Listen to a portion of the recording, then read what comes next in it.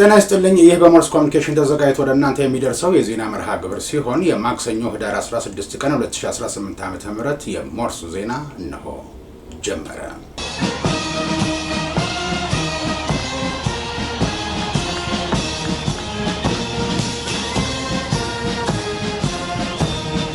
ፊልድ ማርሻል ብርሃኑ ጁላ የኢትዮጵያ የባህር በር ጥያቄን አስመልክተው የሀገሪቱ ፍላጎትን ለሰላማዊ አገልግሎትና ኢኮኖሚ ለመገንባት መሆኑን በመጥቀስ ከአሜሪካ ጋር ያለው ወታደራዊ ግንኙነትም ተጠናክሮ እንደሚቀጥል ለልዑካን ቡድኑ አስረድተዋል። የአሜሪካ የአፍሪካ እዝ አዛዥ ጄኔራል ዳግቪን አርኤም አንደርሰን በበኩላቸው ኢትዮጵያ በሰላማዊ መንገድ የባህር በር ለማግኘት የምታደርገውን መንገድ እንደሚደግፉ፣ ኢትዮጵያ በቀይ ባህር ላይ ብትወጣ የበለጠ ለቀጣናው ሰላም ትሰራለች ብለው እንደሚያምኑ ገልጸዋል።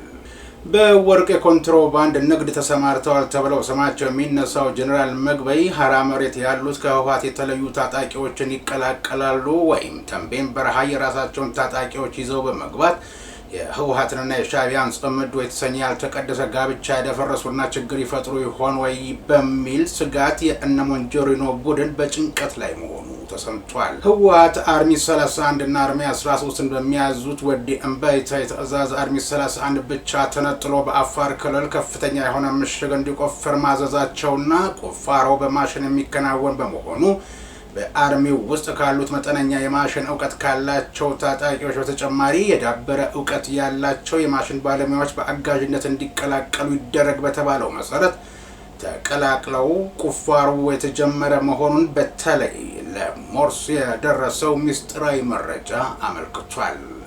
አርሚ 31 ተብሎ የሚጠራው የህወሓት ታጣቂ ከአጉላ ውቅሮ ወደ በአፋር ክልልና ሸከትና አሽጋዳ በመካከል ተራራው ላይ ከፍተኛ የሆነ ምሽግ በማሽን መቆፈር ጀምሯል። ለሞርስ የደረሰው መረጃ እንደሚያመለክተው በአፋር ክልል የተፈጠረው ለብዙ ሺህ ዓመታት ውስጡን ሲብላላ የኖረውና ከአፋር የተነሳው የእሳተ ገሞራ ፍንዳታ አመድ ቀይ ባህርን በመሻገር ኦማንና የመን አቋርጦ የህንድ ዋና ከተማ ዴልሂ ደርሶ የአውሮፕላን በረራ ማስተጓጎሉ ሳያንስ አሁን ወደ ከባቢ አየር ውስጥ ገብቷል።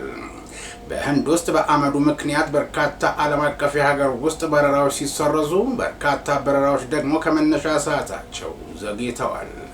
የእሳተ ገሞራ አመድ በእሳተ ገሞራ ፍንዳታ ወቅት ወደ ከባቢ አየር ውስጥ የሚለቀቁ ጥቃቅንና የሚበላሹ ቅንጣቶች ደመና ነው ተብሏል።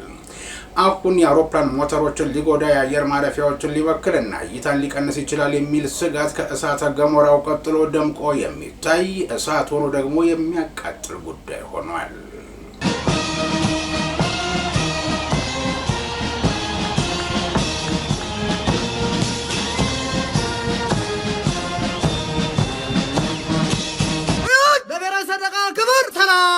የተወደዳችሁ ቤተሰቦቻችን እናንተ ላይክ፣ ሼር፣ ሰብስክራይብ ማድረጋችሁን እንዳትረሱ ላስታውሳችሁና ወደ ሞርስ አበይት ዜና ልውሰዳችሁ።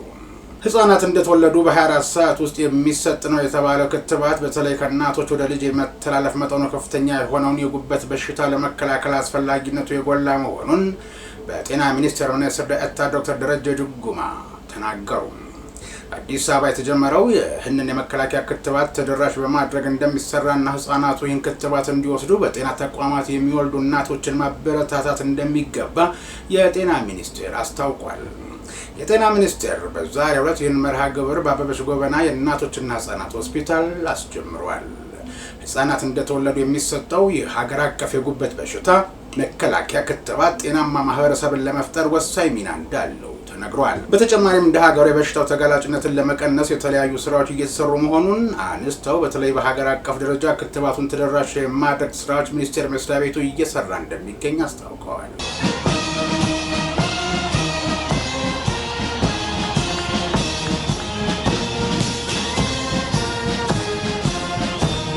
በኢትዮጵያ አፋር ክልል የተፈጠረው የእሳተ ገሞራ ፍንዳታ አመድ ወደ ዴልሂ በመጓዝ የበረራ እንቅስቃሴን ገደበ። ከኢትዮጵያ የወጣው የእሳተ ገሞራ ፍንዳታ ቀይ ባህርን በመሻገር ኦማንና የመንን አቋርጦ የህንድ ዋና ከተማ ዴልሂ ደርሷል። ፍንዳታው የተከሰተው በኢትዮጵያ አፋር ክልል ኃይሊ ጉቢ አካባቢ ሲሆን እሳተ ገሞራው ለብዙ ሺህ ዓመታት ተዳፍኖ የኖረ ነው። ይህ ተዳፍኖ የኖረ እሳተ ገሞራ እሁድ ማለዳ የተነቃቃ ሲሆን ፍንዳታው የለቀቀው አመድ በሺህ የሚቆጠሩ ሜትሮችን ተጉዞ ወደ ከባቢ አየር ውስጥ ገብቷል።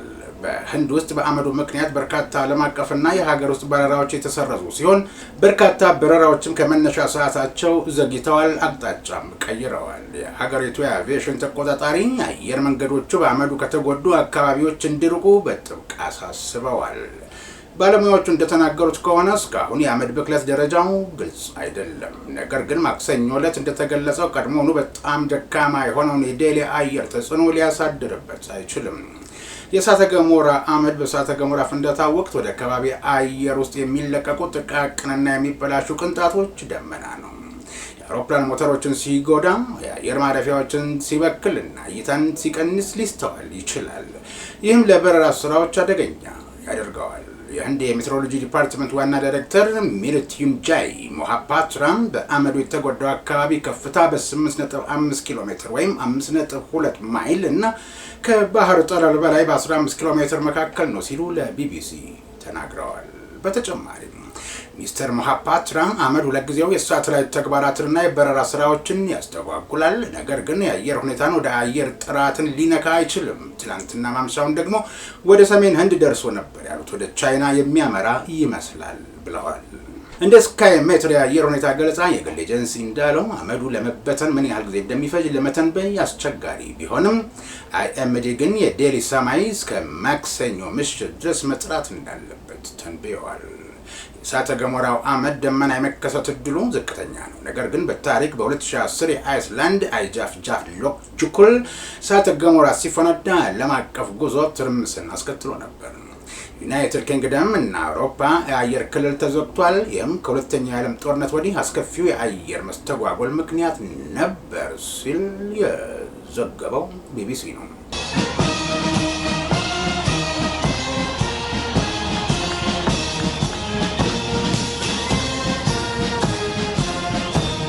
ኢትዮጵያና አሜሪካ በአፍሪካ ቀንድ ሰላምና መረጋጋትን ለማረጋገጥ በሚያስችሉ ጉዳዮች ዙሪያ መከሩ።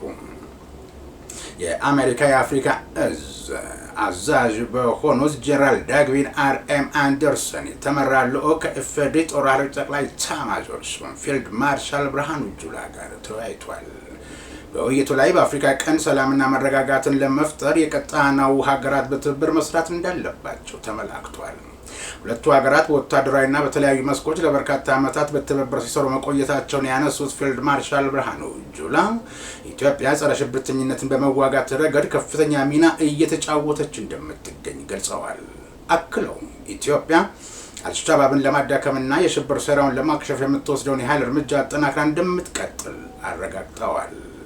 ፊልድ ማርሻል ብርሃኑ የኢትዮጵያ የባህር በር ጥያቄን አስመልክቶ ሲያብራሩም የሀገሪቱ ፍላጎት ለሰላማዊ አገልግሎትና ኢኮኖሚን ለመገንባት መሆኑን በመጥቀስ ከአሜሪካ ጋር ያለው ወታደራዊ ግንኙነትም ተጠናክሮ እንደሚቀጥል ለልዑካን ቡድኑ አስረድተዋል። የአሜሪካ የአፍሪካ እዝ አዛዥ ጀነራል ዳግዊን አርኤም አንደርሰን በበኩላቸው ኢትዮጵያ በቀጣናው ጸጥታን ለማስፈን እየተጫወተች ያለውን ሚና አድንቀው ሽብርተኝነትን በጋራ የመዋጋት ስራችንን አጠናክረን እንቀጥላለን ብለዋል። ኢትዮጵያ በሰላማዊ መንገድ የባህር በር ለማግኘት የምታደርገውን መንገድ እንደሚደግፉ የገለጹት የአሜሪካው ጀነራል ኢትዮጵያ በቀይ ባህር ላይ ብትወጣ የበለጠ ለቀጣናው ሰላም ትሰራለች ብለው እንደሚያምኑ ገልጸዋል። በኢትዮጵያ በኩል ያሉ ፍላጎቶችንና በቀጣናው ሰላምን ለማረጋገጥ ስለያዘቻቸው እቅዶች ከዋሽንግተን ዲሲ ባለስልጣናት ጋር እንደሚነጋገሩም ጠቁመዋል። በዕለቱ የአፍሪካ ቀንድ የሰላም ሁኔታ በሚል ርዕስ በኮሎኔል መስፍን አውላቸው ጥናታዊ ጽሑፍ ቀርበው ውይይት የተካሄደ ሲሆን የሁለቱ ሀገራት ወታደራዊ መሪዎች ስጦታ መለዋወጣቸውን የመከላከያ ኦንላይን ሚዲያ መረጃውን አጋርቷል።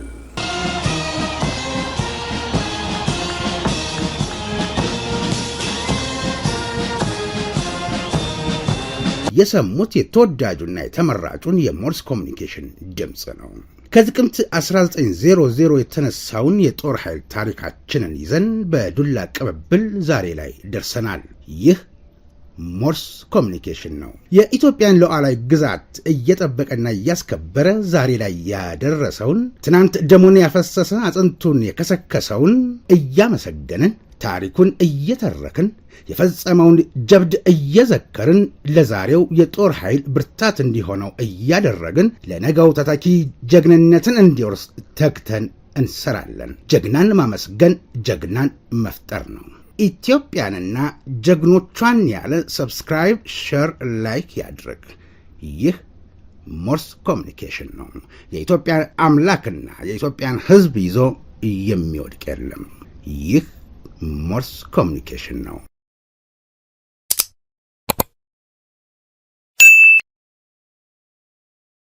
ይህ ሞርስ ኮሚኒኬሽን ነው። ህወሓት የገዛ ታጣቂው እየከዳውና ወደ ሐራ መሬት እየኮበለለ ከመሆኑ ጋር ተያይዞ የሚሞትለትና ደሙን የሚያፈስለት ታጣቂ ቁጥር እየመነመነበት በመሄዱ ለሻዕቢያ አሳልፎ በአይነት ለሚደረግለት ሁለንተናዊ ድጋፍ የሚካካስ ብሎ ለወታደራዊ ስልጣና በሚል ሳዋ የገቡ 7317 የትግራይ ወጣቶች ጣፈንታ እስካሁን አልታወቀም ይላሉ የሞርስ ምንጮች። አሁን ተዋጊ በሚያስፈልገን ሰዓት ላይ በሰው ኃይል ማነስና መጥፋት የተነሳ እቅዳችን እንዴት ይደናቀፋል የሚሉ የአርሚ አዛዦች ተነስተዋል። ይህ የሎጂስቲክ ችግር መሆኑ እንደተፈራው ህወሓት ሻዕቢያን ይዞ ሲጠፋ የመሆኑ ምልክት ነው ተብሏል። ለወታደራዊ ስልጠና በሚል ሳዋ የገቡ 7317 የትግራይ ወጣቶች ጣፈንታ እስካሁን አለመታወቁ ሌላው የታፈነውና በአርሚ አዛዦች መካከል የሚጠበቅ የቡድኑ ቀጣይ አደጋ መሆኑ እየተሰማ ነው። ታዲያ በዚህ ወቅት ከአንዳንድ የአርሚ አዛዦችና በተለይ ከፖለቲካው ክንፍ ጋር ሆድና ጀርባ የሆኑ እንደሆነ እየተነገረላቸው ያሉትና በወርቅ የኮንትሮባንድ ንግድ ተሰማርተዋል ተብለው ስማቸው የሚነሳው ጀነራል ምግበይ ሐራ መሬት ያሉት ከህወሓት የተለዩ ታጣቂዎችን ይቀላቀላሉ ወይንም ተንቤን በረሃ የራሳቸውን ታጣቂዎች ይዘው በመግባት የህወሓትና የሻዕቢያን ያልተቀደሰ ጋብቻ ያደፈረሱና ችግር ይፈጥሩ ይሆናል በሚል ስጋት የነሞንጆሪኖ ቡድን ጭንቀት ላይ መሆኑ ተሰምቷል። ካልሆነ አሉ የህወሓት የፖለቲካ አመራሮች፣ ካልሆነ ምግበይን በአንድ ታጣቂ በአንድ ጥይት መሸኘት ነው የሚል ሀሳብ ሲያነሱ መደመጣቸውን የሰማ ለራሳቸው ለምግበይ ሾክ ብሏቸው ሰውየው ራሳቸውን ከቀድሞ ጓደኞቻቸው ድንገተኛ ጥቃት እየጠበቁ ነው ተብሏል።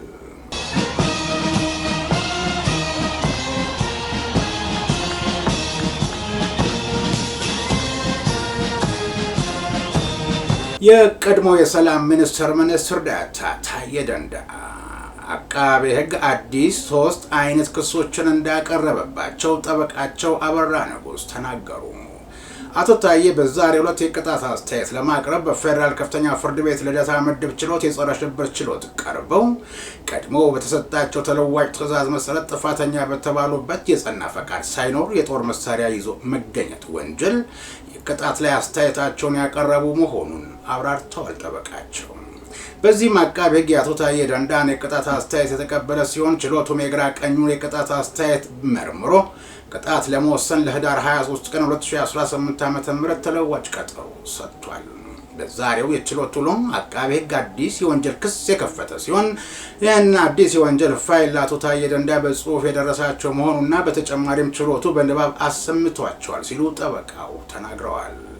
ዛሬ የቀረበው አዲስ የወንጀል ክስ በይዘት ደረጃ አቶ ታዬ ሆርን ኮንቨርሴሽን ከተሰኘው የዩቲዩብ ቻናል ጋር ያደረጉት እና በ3 ተከታታይ ምዕራፍ ከቀረቡ ፕሮግራም ጋር የተያያዘ ሲሆን በክሱ 3 ተደራራቢ ወንጀሎች ቀርበውባቸዋል። የመጀመሪያው ክስ የወንጀል ህግ ቁጥር 257 ፊደል ተራ ሀ ሌታው ሀ እና ፊደል ተራ ሰን በመጥቀስ የቀረበ ሲሆን የወንጀል መጠሪያው መንግስትን በኃይል ለመጣል ግዙፋዊ መሰናዶ ማድረግ ሲሆን ሁለተኛው ክስ ደግሞ የወንጀል ህግ አንቀጽ 337 በመጥቀስ የቀረበ የሀገር መከላከያ ሰራዊት ላይ ሐሰተኛና አደናጋሪ ወሬዎችን መንዛት የሚል ነው ብለዋል። በመጨረሻም የቀረበባቸው ክስ የወንጀል ህግ አንቀጽ 244 ህዝባር 1 በመጥቀስ በህገ መንግስቱ መሰረት የተመረጠ የሀገሪቱ መንግስትን መድፈር የሚል መሆኑን ከዛሬው የችሎት ውሎ መረዳት መቻላቸውን ጠበቃው ተናግረዋል። አቶ ታዬ ደንደአ በፌደራል ከፍተኛ ፍርድ ቤት ልደታ ምድብ ጸረ ሽብር ችሎት ከጠላት ጋር መተባበር፣ መገፋፋትና ግዙፋዊ መሰናዳት እንዲሁም የጸና ፈቃድ ሳይኖር የጦር መሳሪያ ይዞ መገኘት በሚል 3 ተደራራቢ ወንጀሎች ተከሰው በክርክር ሂደት ላይ እንደነበሩ የሚታወስ ሲሆን ፍርድ ቤቱ ህዳር 3 ቀን 2018 ዓ.ም ባስተላለፈው ውሳኔ ተከሳሹ ከተጠረጠሩበት 3 ወንጀሎች በሁለቱ ነፃ ናቸው ማለቱ አይዘነጋም። ከፍተኛ ፍርድ ቤቱ አቶ ታዬ ጥፋተኛ በተባሉበት አንድ ክስ ማለትም የጸና ፈቃድ ሳይኖር የጦር መሳሪያ ይዞ መገኘት ክስ የቅጣት አስተያየት ለመስማት ለህዳር 15 2018 ዓ.ም ተለዋጭ ቀጠሮ ሰጥቶ የነበረ ሲሆን በችሎቱ ውሎም የቅጣት አስተያየቱን በመቀበል ቅጣት ለመወሰን ለህዳር 23 ቀን 2018 ዓ.ም ተለዋጭ ቀጠሮ መስጠቱን ጠበቃቸው ነገሩኝ ሲል የዘገበው አሃዱ ነው።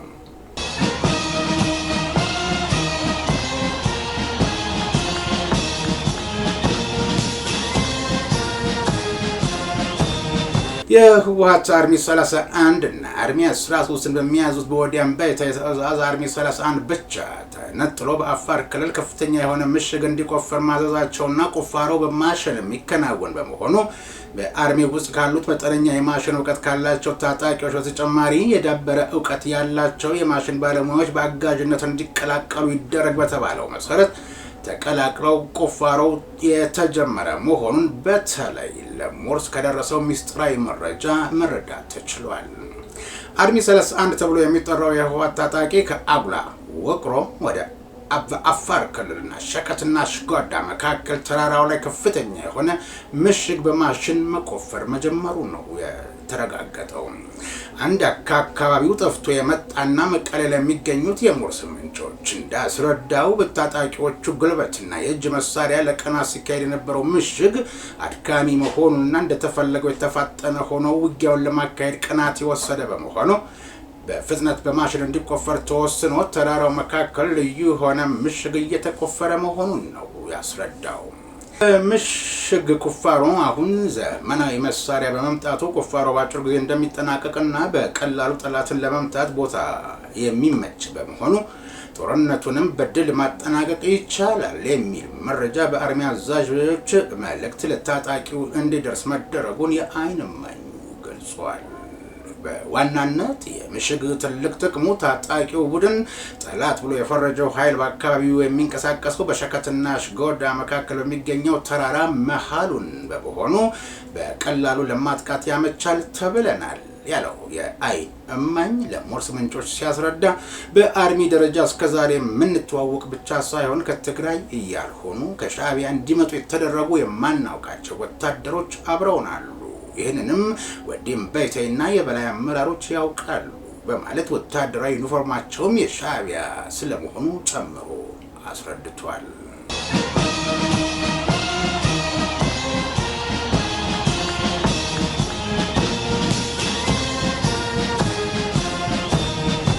የተወደዳችሁ ቤተሰቦቻችን ላይክ፣ ሼር፣ ሰብስክራይብ በማድረግ አዳዲስ ቤተሰቦች እንድናፈራ ስላደረጋችሁን ከልብ እናመሰግናለን። የዛሬ የህዳር 16 ቀን 2018 ዓ.ም የሞርስ ዜና የስካሁኑ ነበር። በቀጣይ የሞርስ ዜና ጠብቃችኋለሁ። እስከዚያው ድረስ ጤና ይስጥልኝ።